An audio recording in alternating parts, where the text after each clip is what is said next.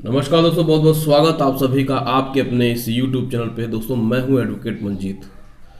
दोस्तों आज के इस वीडियो में हम लोग बात करने वाले हैं कि यदि किसी व्यक्ति ने सिक्योर लोन लिया हुआ है, यदि उसने अपनी प्रॉपर्टी को मॉर्गेज करके कोई लोन लिया है और यदि वह डिफ़ॉल्ट कर देता है 90 दिनों के बाद, उसने यदि अपने अकाउंट में पैसे नहीं डाले तो बैंक उसके अकाउंट को कानूनन एनपीए कैटेगरी में डाल देती है। अब जब बैंक आपके अकाउंट को एनपीए कैटेगरी में डाल देती है तो फिर बैंक आपको डिमांड नोटिस भेजती है।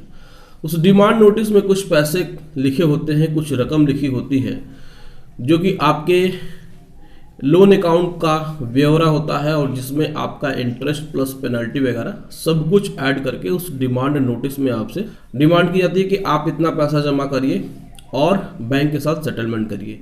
उसमें कहीं भी ये नहीं लिखा होता है कि यह जो डिमांड नोटिस है वह इतना पैसा लेने के बाद आपका अकाउंट रेगुलर हो जाएगा। तो आज हम लोग का विषय यही है कि एनपीए हो जाने के बाद पैसा कब जमा करना चाहिए बैंक में। यानी आपका अकाउंट एनपीए हो गया है तो आप कब पैसा जमा करें ताकि आपका अकाउंट रेगुलर हो जाए। तो दोस्तों शुरू से लेकर अंत तक वीडियो में बने रहिएगा और वीडियो को पूरा देखिएगा, तभी आपको हर एक बात समझ में आएगी। यदि आप वीडियो को स्किप करते हैं तो आपको बहुत सारी चीज़ें क्लियर रूप से नहीं समझ में आएंगी। ओवरऑल समझ में आ जाएगा लेकिन जो बातें मैं कहना चाहता हूं वह बातें आपको समझ में नहीं आएंगी। तो दोस्तों चैनल में पहली बार आए हैं तो चैनल को सब्सक्राइब भी कर लीजिएगा, साथ ही साथ बेल आइकन दबा के ऑल नोटिफिकेशन को भी ऑन कर लीजिएगा ताकि जब भी इस चैनल पे कोई वीडियो अपलोड हो तो उसके नोटिफिकेशन की जानकारी सबसे पहले आपको मिले। चलिए दोस्तों वीडियो को शुरू करते हैं, देर नहीं करते हैं। दोस्तों यदि आपने भी किसी बैंक से सिक्योर्ड लोन लिया है और आपने अपनी प्रॉपर्टी को मॉर्गेज करके लोन लिया था, लेकिन आपने इस कोविड की वजह से अपने पैसे को सही समय पे नहीं किया है और आपने डिफ़ॉल्ट कर दिया है और बैंक ने आपके अकाउंट को एनपीए कर दिया है। अब बैंक आपको डिमांड नोटिस भेजती है और उस डिमांड नोटिस में कुछ रकम वह आपसे मांगती है। उस डिमांड नोटिस में लोन का ब्यौरा होता है, उसमें इंटरेस्ट प्लस पेनल्टी वगैरह सब कुछ होती है। लेकिन उस डिमांड नोटिस में कहीं भी इस प्रकार का कोई मेंशन नहीं रहता है कि आप इतना पैसा पे कर देंगे तो आपके अकाउंट को रेगुलर कर दिया जाएगा। देखिए बात क्या है, समझने वाली बात यह है कि डिमांड नोटिस में जब भी डिमांड किया जाता है तो वो ओवरऑल जो भी आपका लोन अमाउंट है उसी को ही डिमांड किया जाता है। यानी कि आपने कितना पैसा बैंक से लिया और उस पर अभी तक कितना इंटरेस्ट लगा, उस पर कितनी पेनल्टी लगी, वह सारा डिमांड नोटिस में डिमांडेड होता है।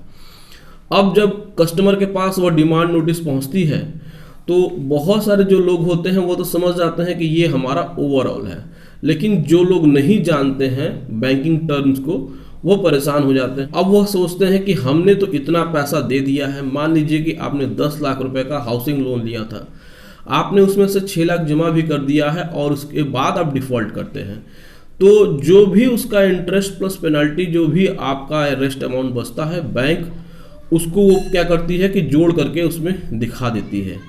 अब आपने देखा है कि 10 लाख में से आपने 6 लाख जमा भी कर दिया है, फिर भी बैंक आपसे 11 लाख 12 लाख रुपए की डिमांड करती है। तो किस प्रकार से ऐसे चीज़ों को समझा जाए और अपने पैसे को कब जमा किया जाए। तो देखिए दोस्तों, यदि बैंक ने आपको ज़्यादा पैसे की डिमांड की है तो सबसे पहले आपको बैंक से बात करके अपने उस अमाउंट को ठीक करवा लेना है। दूसरी बात यह है जो सबसे इम्पॉर्टेंट यह है कि एनपीए हो जाने के बाद यदि बैंक आपके ऊपर प्रेशर बनाती है तो बिना रिटन डॉक्यूमेंट के, यानी कि बिना किसी भी ऑथराइज लेटर के आप 1 रुपये भी बैंक को न दें। मान लीजिए कि आपका अकाउंट एनपीए हो गया है और बैंक ने आपको फ़ोन करके परेशान करना शुरू कर दिया है। अब आप बैंक के कहने पे ही उसे 1 लाख 2 लाख रुपए अपने हिसाब से आपने पैसा दे दिया, लेकिन वह 1 लाख 2 लाख का कोई भी मतलब नहीं होगा जब तक कि बैंक ऑथराइज लेटर आपको दे करके यह न कर दे कि आपको अपने अकाउंट को रेगुलर करने के लिए इतना पैसा देना होगा। आपकी 3 ईएमआई ही बाउंस हुई है और उस पर जो इंटरेस्ट है, जो पेनल्टी है, वही जोड़ करके आपको देना है आपके अकाउंट को रेगुलर करने के लिए, न कि आपको वह जो डिमांड नोटिस में आपको अमाउंट दिया गया है उस अमाउंट को पे नहीं करना है। इस बात को आप बिल्कुल समझिए, अच्छी तरीके से समझिए। बैंक वाले हमेशा आपसे पूरे लोन की डिमांड करते हैं लेकिन कभी भी वह आपको उस अमाउंट को नहीं बताते हैं कि किस अमाउंट को पे करके आप अपने अकाउंट को रेगुलर कर सकते हैं। तो दोस्तों हमेशा याद रखिएगा, बैंक जब भी डिमांड नोटिस में कोई पैसे की डिमांड करे तो वह उतने ही अमाउंट को डिमांड कर सकती है जितना कि आपका एनपीए हुआ है। और वो ओवरऑल अमाउंट की बात करती है, तो आप बैंक से बात करके आप उनसे एक एथोराइज लेटर ले लीजिए कि सर हमारी 3 ईएमआई बाउंस हुई है, हमारा इंटरेस्ट प्लस पेनल्टी जो भी है उसको जोड़ करके आप हमसे पैसा ले लीजिए और हमारे अकाउंट को रेगुलर कर दीजिए। तो इस प्रकार से आप अपने अकाउंट को रेगुलर करवा सकते हैं। दोस्तों याद रखिएगा, रेगुलर करवाना बहुत ज़रूरी होता है, नहीं तो बैंक के कहने पे यदि आप पैसा भरते हैं तो बैंक उसको कहीं भी शो नहीं करेगा और वह बैंक आपके पैसे को खा जाएगा और आपका अकाउंट यथास्थिति वहीं रहेगी जहां पे वह है, यानी कि एनपीए का एनपीए ही रहेगा।